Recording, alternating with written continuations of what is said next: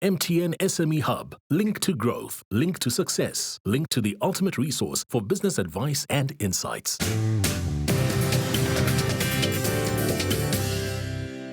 Welcome back to the Big Small Business Show. In studio with us today, we've got Tshepo Mohlala. He is the creative director, founder, and CEO and bigwig at Tshepo Jeans. He's been telling us his incredible story.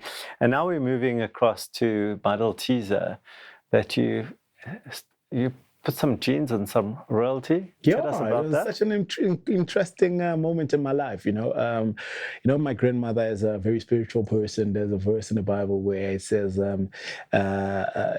your walls will be rebuilt by foreigners, and they'll bring their wealth to you, led by their kings and their queens.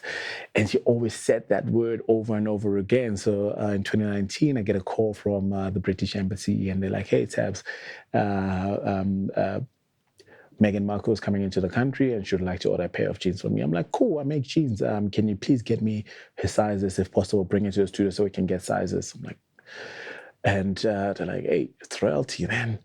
Then I tell my sister, and then my sister starts screaming. It's like, dude, it's the Duchess of Sussex, Prince Harry. I'm like, what?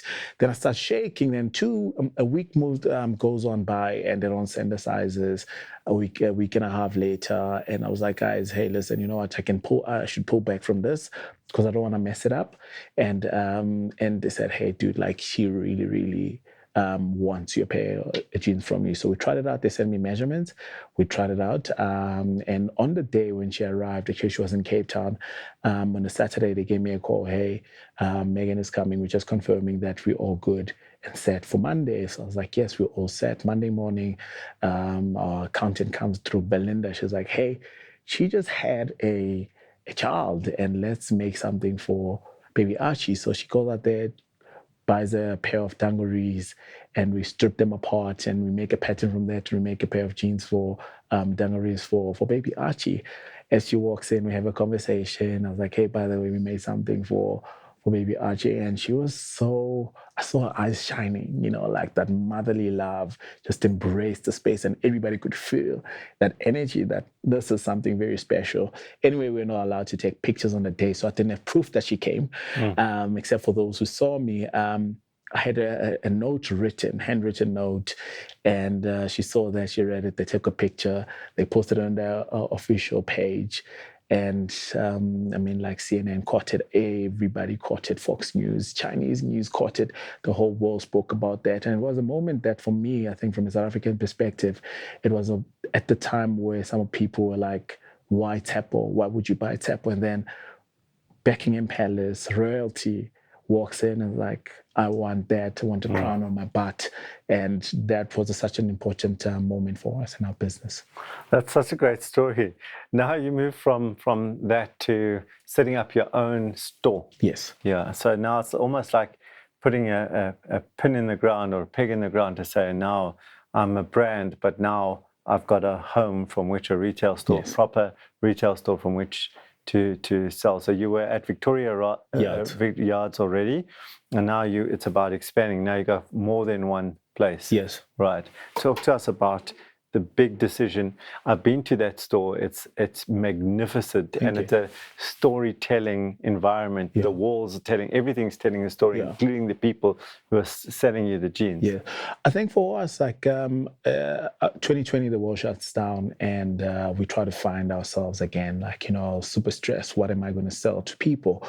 How am I going to run this business? When the president announces you can make face masks using cloth, run to the studio, call one of my designers, hey, dude, let's design a face mask. We design a face mask. I take a picture, post it on social media. Within a couple of hours, we have 1,000 orders. And that kept our business going for quite some time. What I started then doing is, like, I went to other people's places, to my clients' homes that I knew had big houses, and I hosted people at their own houses, brought my stock. And that ripple effect brought us more and more customers. I think in about 3-4 months running that, we realized we're actually ready to take the brand to the people. So we look for a location that's good enough for the brand, that has the ethos and positioning that we wanted. You know, we are a luxury brand from South Africa to the world. And Hyde Park was the first point where we could be next to giants. You know, all your global names are there. Brands that have been there for over 130 years are in that center. So we chose to be in Hyde Park, a shopping center that is known for luxury products. And we stood next to giants and we said, you know, we believe that South Africa is as good as many nations, and Africa is as great as many nations. And that's why we went to the retail route. I mean, also to scale up a business, you need to be in a space where there are people. So right now we're moving to, we're doing a pop-up in Sandton City, and we're looking forward to the next coming years. I think our aim is to not own a lot of stores around the country, but to have 4 or 5 good stores and build our online presence and build our distribution presence across the world. There's a entrepreneur out there right now. Yeah. There's a fashion designer out there, and a Tshepo wannabe. Okay, or I'd say maybe, because I know you're going to say be your own person. I'm not going to say Tshepo wannabe, but a fashion designer who wants to be successful, but they are battling. What advice do you give to that person watching the show right now? I think the advice that I'll give to a person who's starting out is focus. You know, when I started out, I was chasing fame, I was chasing the streets, I was chasing street cred. And I got involved in a terrible car accident with a couple of friends of ours, and we were going to Cape Town chasing the fame. And after that, I learned that, hey, God is giving you another chance, do things right. So what I did was I pulled myself out of everybody, and I focus every day on what I do. I focus on making the best pair of jeans that can actually compete with the rest of the world. I focus on creating a community, and it started very slowly. It was hard, it was difficult, but the focus allowed me to understand where am I going wrong, allowed me to build the right network of people. It allowed me to attract the right mentors, the right coaches, and the right sponsors. And also it allowed me to get my vision quite clear. So I think it's important to focus and be a specialist at what you do, man. When I think you're interviewing me because I'm a specialist in what I do, you know, and I think it's important to be a specialist and to be good at something versus to be a master of everything else. Just to be clear, I'm not interviewing you just because you're a specialist. It's also because you're a great entrepreneur and very inspirational. Thank you. And from everyone at the Big Small Business Show, we really look forward to watching you go from strength to strength in putting a South African brand on the global stage. So I'll take my hat off to you. Okay.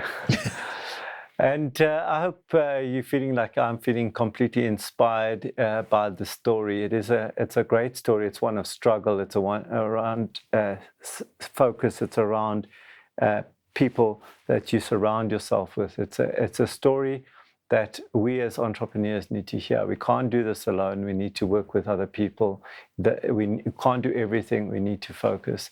And we need to believe in ourselves and work damn hard and get through all those dark moments that us entrepreneurs go through. So I hope this was a moment of inspiration to you all. And I hope you enjoyed today's show. Do remember, if you think it, write it down and make it a reality.